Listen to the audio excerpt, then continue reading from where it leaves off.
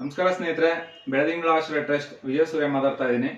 ತುಂಬಾ ಖುಷಿಯಾದ ಸಂಗತಿ ಏನಂದ್ರೆ, ವೆಂಕೋಬರಾವ್ ಅನ್ನುವಂತ ಒಂದು ವ್ಯಕ್ತಿ ನಮ್ಮ ಒಂದು ಆಶ್ರಮಕ್ಕೆ ಭೇಟಿ ನೀಡಿದ್ರು ಸ್ವಲ್ಪ ಸಮಯದ ಮುಂಚೆ. ಸೊ ಅವ್ರ ಹತ್ರ ನಾನು ಕೇಳಿದೆ, ವಿಚಾರಗಳನ್ನ ತಿಳ್ಕೊಂಡೆ. ಅವರು ಬೇರೆ ಆಶ್ರಮಗಳಿಗೆ ಸಹಾಯ ಮಾಡ್ತಿದ್ದಾರೆ, ಪ್ರತಿ ತಿಂಗಳು ಬೇರೆ ಆಶ್ರಮಗಳಿಗೆ ಸಹಾಯ ಮಾಡ್ತಿದ್ರಂತೆ.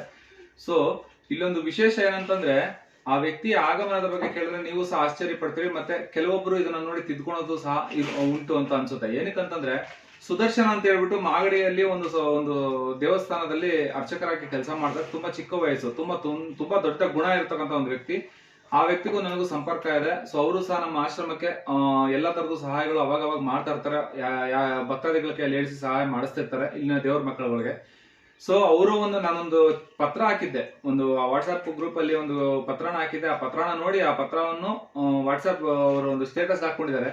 ಆ ಸ್ಟೇಟಸ್ ನಲ್ಲಿ ನೋಡಿ ನಮ್ಮ ಒಂದು ಆಕಾಂಕ್ಷೆಗಳೇನಿದಾವೆ, ಇಲ್ಲಿನ ಒಂದು ಸಮಸ್ಯೆ ಏನಿದೆ, ಏನು ರಿಕ್ವೈರ್ಮೆಂಟ್ಸ್ ಇದಾವೆ ಅದನ್ನ ನೋಡ್ಕೊಂಡು ವಾಟ್ಸ್ಆಪ್ ಅಲ್ಲಿ ಯಾರೋ ಹಾಕಿರೋ ಸ್ಟೇಟಸ್ ನ ನೋಡ್ಕೊಂಡು ಆ ವ್ಯಕ್ತಿ ನನಗೆ ಫೋನ್ ಮಾಡ್ಕೊಂಡು, ಸರ್ ನಿಮ್ಮ ಆಶ್ರಮ ಬರ್ತಾ ಇದೀನಿ, ನಿಮ್ಗೂ ಸಹಾಯ ಮಾಡ್ತೀನಿ ನಾನು ಅಂತ ಹೇಳಿ, ಸ್ವಂತ ನನಗೆ ಆಶ್ಚರ್ಯ ಅನಿಸ್ತು ನಿಜವಾಗ್ಲೂ. ಅವ್ರು ಬಂದ್ಮೇಲೆ ಅಲ್ಲಿ ಬರೋರು ಗೊತ್ತಿರಲಿಲ್ಲ ನನಗೆ. ಬಂದ ಮೇಲೆ ಅವರು ನಾನು ಕೇಳಿದೆ, ಸರ್ ಯಾರು ಸರ್ ನಂಬರ್ ಕೊಟ್ಟಿದ್ರು? ಸರ್ ಯಾರು ಕೊಟ್ಟಿಲ್ಲ ಸರ್. ಒಂದು ಸ್ಟೇಟಸ್ ಅಲ್ಲಿ ನೋಡಿ ನಾನು ಬಂದೆ ಅಂದಾಗ ನಿಜವಾಗ್ಲೂ ವೆಂಕೋಬರಾವ್ ಸರ್ಗೆ ನಾನು ಹೃದಯಪೂರ್ವಕ ಧನ್ಯವಾದಗಳನ್ನ ಸಲ್ಲಿಸ್ತೀನಿ. ಏನಕ್ಕಂತಂದ್ರೆ, ಯಾರು ಇಲ್ಲದೆ ಅಂತ ಯಾರೋ ಏನು ಕೇಳಿದಾಗ್ಲೇ ಕೊಡದೇ ಇರತಕ್ಕಂತ ಸಂದರ್ಭದಲ್ಲೂ ಸಹ ಇಂಥ ಒಂದು ವ್ಯಕ್ತಿ ಸ್ಟೇಟಸ್ ನೋಡಿ ಬಂದು ಒಂದು ಸಹಾಯ ಮಾಡ್ತಾರಂತಂದ್ರೆ ತುಂಬಾ ಸಂತೋಷ ಆಗ್ತದೆ ನೋಡಿ. ಅದ್ಭುತವಾದ ವಿಚಾರ. ಒಂದು ಮೂಟೆ ಅಕ್ಕಿ, ಚಕ್ಕೆ ಲವಂಗ, ಪೇಸ್ಟ್ ಬ್ರಷ್, ಸೋಪು, ಗೋಧಿ ಹಿಟ್ಟು, ಈ ಸಾಮಗ್ರಿಗಳೆಲ್ಲ ಅವರು ನಿನ್ನೆ ಪರ್ಚೇಸ್ ಮಾಡ್ಕೊಂಡು ತಗೊಂಡ್ ಬಂದು ನಮ್ಮ ಒಂದು ಬೆಳದಿಂಗಳ ಆಶ್ರಯ ಟ್ರಸ್ಟ್ ಗೆ ಕೊಟ್ಟಿದ್ದಾರೆ. ಸ್ನೇಹಿತರೆ, ಇದನ್ನ ದಯವಿಟ್ಟು ಶೇರ್ ಮಾಡಿ.